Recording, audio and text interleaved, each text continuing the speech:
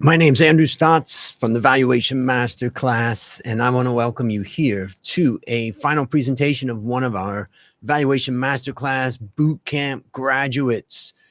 Today, we're going to be hearing a presentation about the company Cummins. It's an interesting one, and it's one I don't know that well, a company out of the US. And so I'm really looking forward to it, and I hope that you will also learn from this presentation. Most importantly, feel free to ask any questions that you may have. By the way, the next boot camp will start in 46 days. That's May 26th. And we have a special coupon code that I showed on the screen earlier. Look at that. That is BC20 live to claim a $900 discount. So check it out. Let's get started. All right. Himani, are you ready to rock? Yeah, I'm very excited. Yeah, I know you're ready. And how many hours do you think you've put in to getting to this point, by the way? I think 160 plus hours. 160 plus hours. Yeah, yeah. And how many complete equity research reports have you written before this one? None. This was my first one.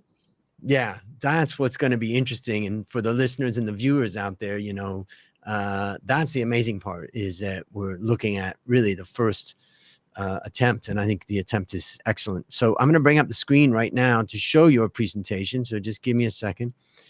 And now we see your presentation, and I think we're pretty much ready to go. So in just a second, I'm going to exit, and then you start as soon as I tell you I'm exiting. Ready?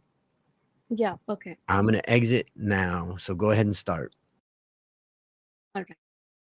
So, good evening, everyone. This is Himani Gupta, and today I initiate coverage on Cummins Incorporation with a buy recommendation based on a target price of US dollar 368, implying an upside of 17.5% from the current market price of US dollar 313.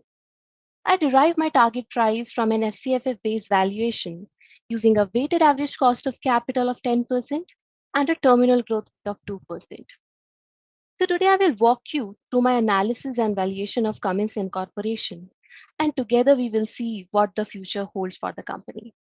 But before that, let's first have a look at some of the highlights of Cummins.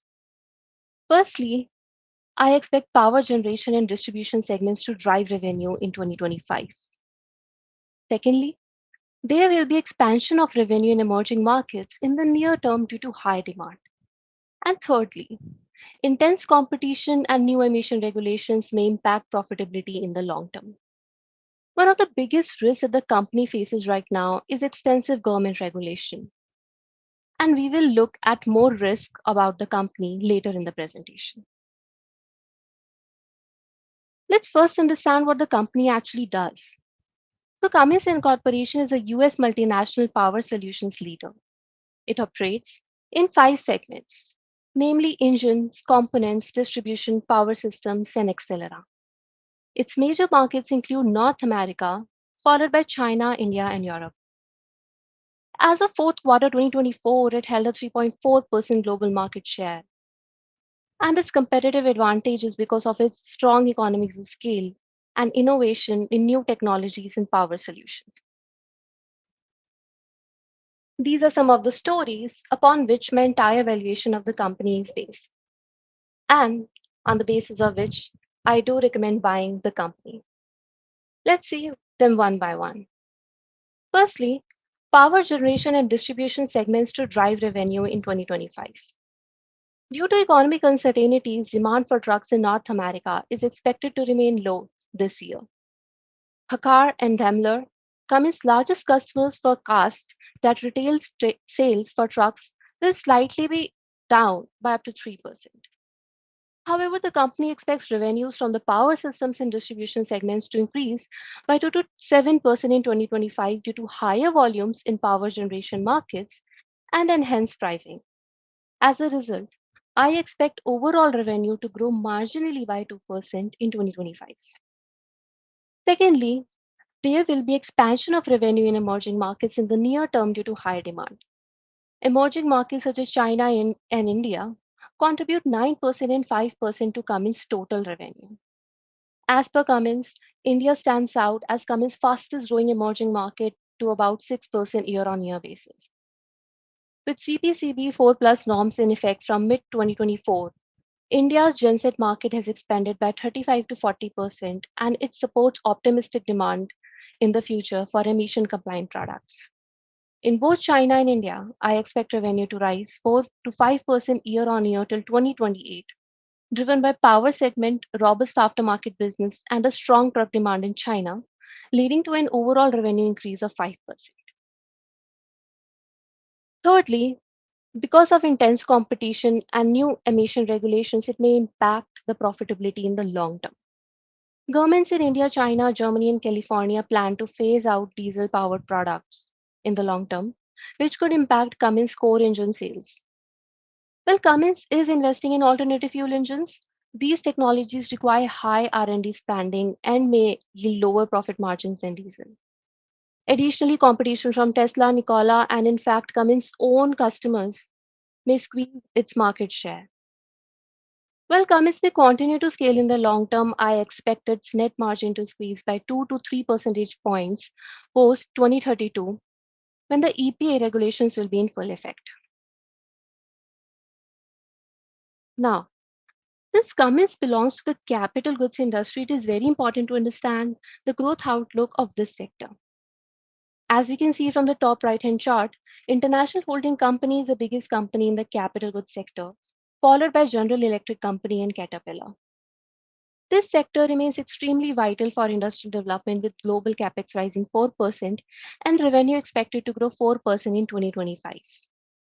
In fact, a Jan 2025 report from S&P Global Ratings estimates capex to grow 4 to 5% in the US, 3 to 4% in Europe, Middle East, and Africa, and 1 to 2% in Asia Pacific region, due to strong investments in infra and energy, with major spending on power grids in Europe and data centers fueling demand. According to Faster Capital, it is projected that capital goods industry will grow at a CAGR of 5% throughout 2030. However, this industry faces some challenges, such as high interest rates, which could delay investments and increase refinancing risk for leveraged companies. Investments in automation and innovation will continue to drive growth even amid these uncertainties. And despite the increase in global capex, I expect the capital goods industry to rise slowly and steadily. Before we understand the future of the company, it is very important to understand how it has been performing in the last few quarters. So, we can see that total revenue decreased 1% year on year in the last few quarters due to the divestiture of Atmos filtration technologies, weak truck demand in North America, and global construction markets. However, the gross margin improved due to favorable pricing and higher volumes, and also net margin improved significantly, and this was the recovery from a $2 billion charge paid in fourth quarter 2023 as required by settlement agreements in USA. When it comes to the latest news, Cummins is expanding into new products and coming up with new technologies such as battery energy storage systems and P7.2 diesel gasoline engines, meeting the upcoming EV greenhouse gas emissions phase 3 rule in 2027. So here we are with analyzing what the consensus states about the company.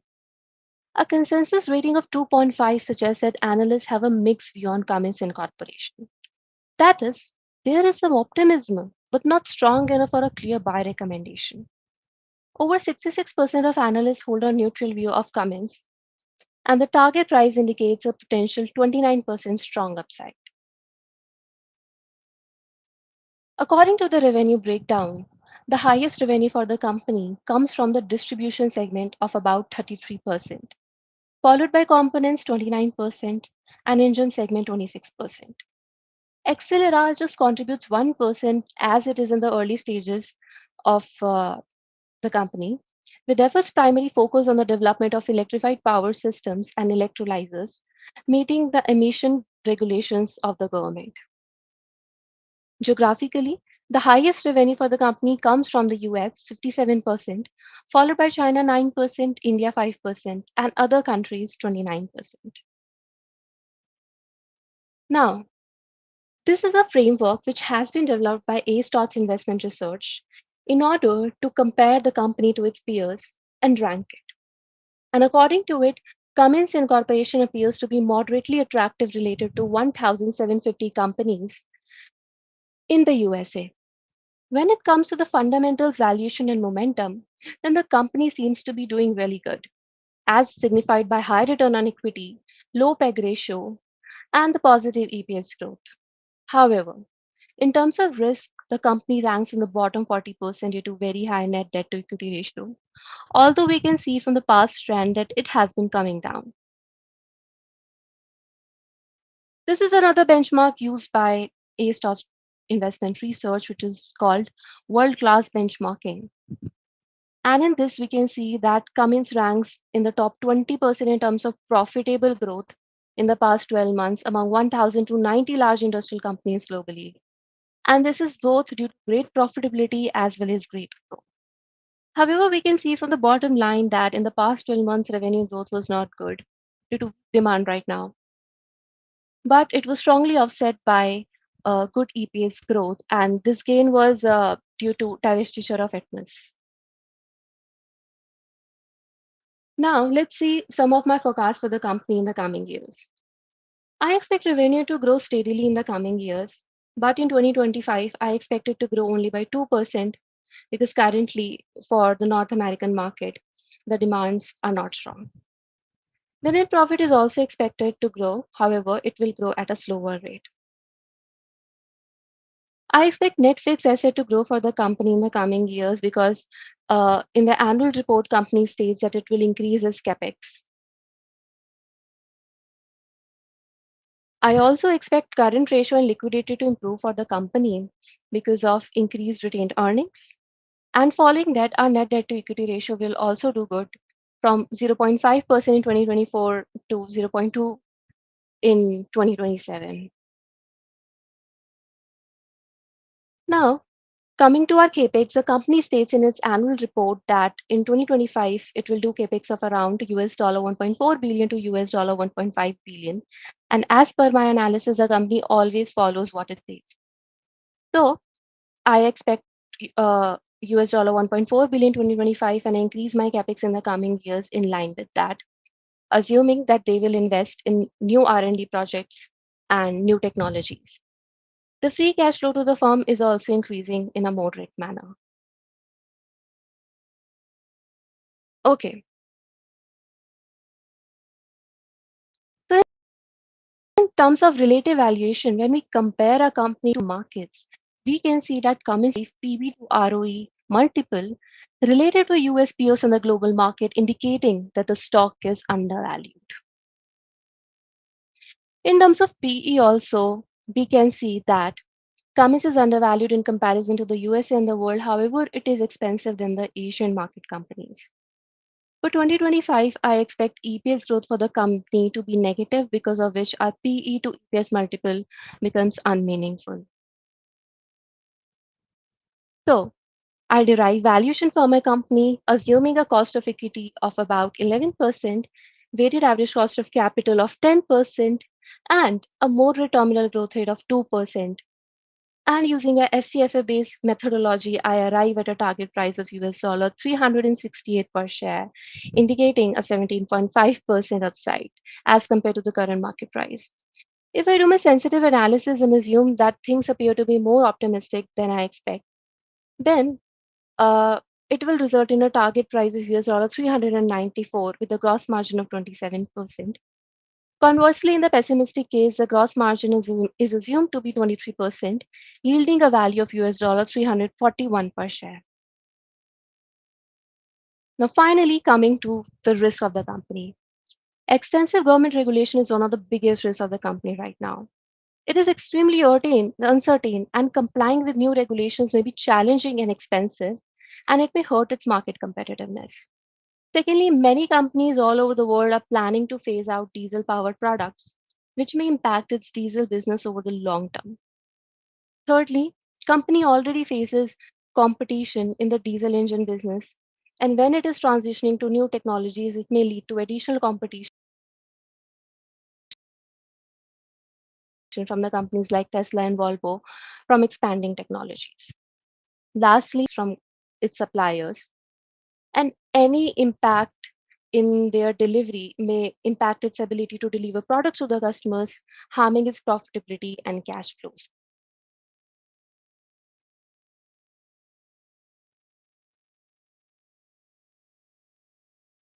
And with it, I would like to wrap up my analysis of Cummins Incorporation with a buy recommendation and a target price of US dollar 368. Thank you so much, everybody, for listening to me, and I'm open for any queries and questions. Thank you. Excellent, excellent. I'm going to go to the first question, which comes in from Moment, and it's related to share price. And if I look at the blue line on this screen, we can see that it went up a lot. It did come down a lot recently, but Moment said the stock has been going up recently. So, what would be the catalyst to keep it moving even further? So, what would be your answer to that? Okay, so Cummins is doing good right now, and in Cummins in the past has a very good name in terms of having cutting edge technologies and always being innovative in terms of new products. So in the coming years, also, since it is investing a lot in its accelera segment and alternative technologies, and is also doing good in power segments in the emerging markets like India and China, I expect these two factors are going to continue derive its target price in the coming years. For me, I was a little bit surprised about the slow growth coming out of India in particular. I would have thought that Cummins would be getting a lot of growth because it's an emerging market. It's going fast. They're relatively new there compared to, let's say, U.S. or something. Why is it so slow in growth, so slow from India? Mm, I think growth is slow in India because currently India is a developing market, and there's a lot of potential for infra investments in the country right now.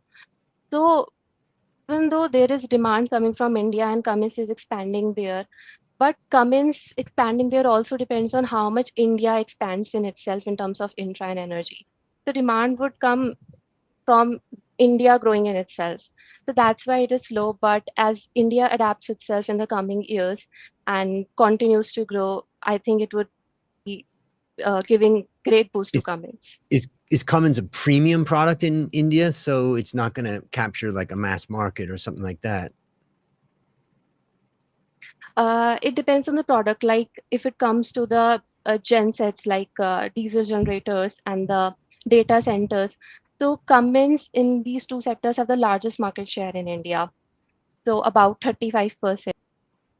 So in that area market and in other technologies like it is slowly developing. And I look at your forecast here on the front page. It's about 7% growth for profit. Why should I buy now when it seems like it's really kind of a steady or slow growth company? You should buy it because even though it's moving slowly, but in the coming like it is growing slowly because right now there are many uncertainties from the mid last year. But in the coming 2 years, when the markets will revive, it will give a big boost uh, because of many reasons and because of its new products also. So I recommend buying for the short term, for the 2 to 3 years horizon. So in Okay. that, I think there's a growth. And Moman asks, what are your thoughts on the future of a seller segment? Could it move to become a major revenue source? Mm, okay. So I, in the near term, in terms of 5 years, I do not expect Accelera to grow very majorly. I mean, it will grow definitely, but I think it will grow slowly because its growth depends on people adapting to it. Like, so it's like products are in the new technology, so it depends on the coming demand, and the demand will come when there are regulation changes and all of that. So I think it will grow post 2029. Okay, can you go to your free cash flow table? Sure.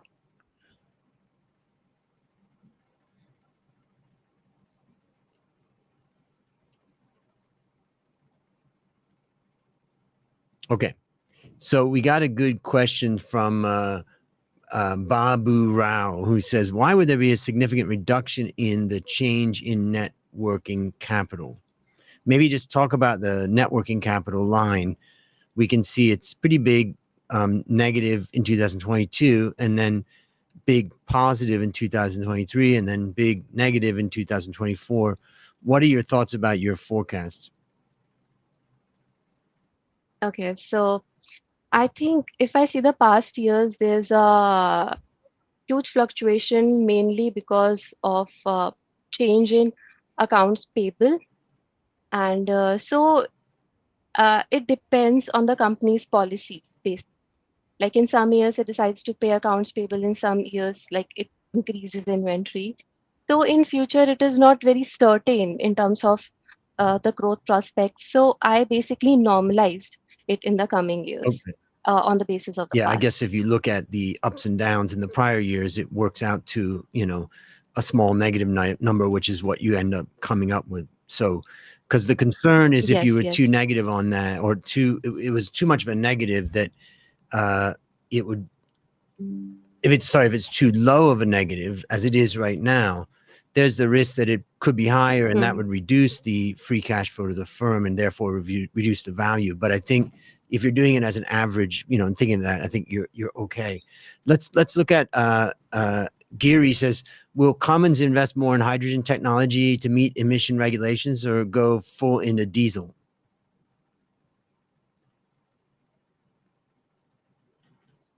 Sorry, can you Yep. just repeat the question? Will Cummins invest more in hydrogen technology to meet emission regulations or go full into diesel?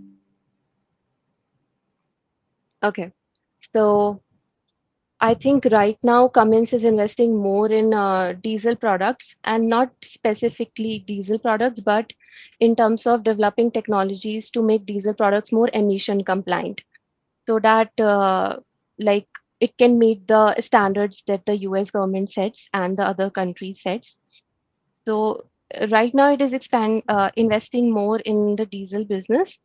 And in Accelera, it is doing more of a research and development. But in later years, I expected to invest more in Accelera because that is where the future lies. And let's go to the last question, which is just talk about the transition to clean energy of this company. In other words, let's talk about, for instance, what amount of their sales are traditional, products versus much more green products, let's say. Okay, so the percentage distribution Yep. of that. Okay, so this kind of distribution or segmentation is not clearly mentioned by the company because like mostly till now its product is in traditional technology, whether it comes to engine segments or power system segments. But what it is doing right now, it is slowly making those products more emission compliant or maybe green. So right now, in terms of my understanding, I do not expect their clean energy products to be more than 10 to 20% of their whole portfolio. Okay. So, how does it feel to graduate from Valuation Masterclass Boot Camp? It feels so amazing, and it feels like a strong accomplishment because I do remember that in the first week when you showed us the presentation of the students presenting in their final week, I was little overwhelmed and I wondered how can someone transition that way in just 6 weeks. But here I am, and I literally can't believe Yeah, that. it's amazing. And tell me, how would you describe the transformation that you went through in the class? Okay, so I think one of the biggest transformation that has come in me is boosting my confidence because you have always encouraged us to speak in the meetings, to patient to take initiatives and to even express ourselves on LinkedIn and to others. So this has really helped me increase my confidence and also helped me develop a structured thinking in terms of everything I approach or any research I approach. So I am more confident in myself, whether it is like practical skills or my speaking skills. Well, and it shows. So I want to congratulate you. It was a great job. And I'm going to see you in our group in just a second. I'm going to take you out here, but well done. And I'll talk to you soon. Yeah, Okay. sure. Amazing and impressive. Gone from zero to producing a full on report on the company named Cummins. If you want to build a competitive advantage in company valuation, just join us in the next Valuation Masterclass Bootcamp, which starts in 46 days. You get a 900%, sorry, a $900 discount, but that lasts for only 7 days. So make your decision now. My name is Andrew Stein.